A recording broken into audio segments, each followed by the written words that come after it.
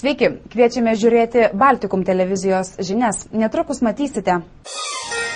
Atnaujinti Klaipėdos poilsio parką atsiėjo keleriopai brangiau nei rinkos kaina. Kretingos autobusų stoties statybos įstrigo net 5 metams. Uostamiesčio Neptūno krepšininkai naują sezoną pradėjo pergalę.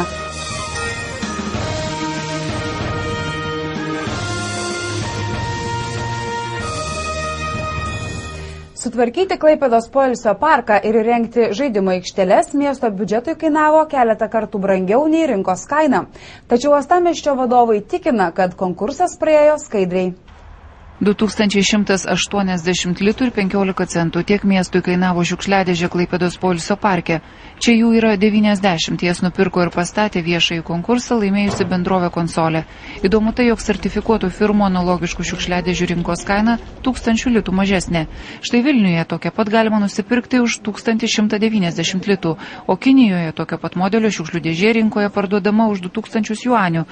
Tai yra už 793 litus, kitaip tariant, 3 kartus pigiau. Nežinau, jeigu realiai galite nupirkti, jūs tiekite jas, mes tai jų negalim patirti.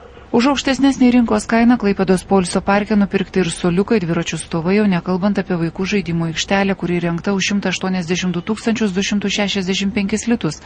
Analogiškai aikštelė prie Danės krantinės šiemet pastatyta už 47 500 litų, tai yra beveik 4 kartus pigiau. Štai šias rusų, lenkų ar austrų gamintas sūpuoklės Lietuvoje galima nusipirkti už 2000 litų. Šita pastatyta poilsio parke kainavo 10 297 litus. Karstyklės galima įsigyti už 6000. Šitas renginys parke Klaipėdai kainavo 30 000 litų, jau nekalbant apie Redutininkų aikštelę, kuri rengta už 250 000. Inventorius yra per brangus. Jis santykinai žiūrint su rinkos kainom 5 kartų ir daugiau jisai viršyje. Tai labai skaudu, kad šitos panaudotos lėšos nebuvo maksimaliai panaudotos parkų naudai. Ekonominės logikos nėra dėl vienos paprasčiausios priežasties, todėl kad visi nori uždirbti pagal senas tvarkas.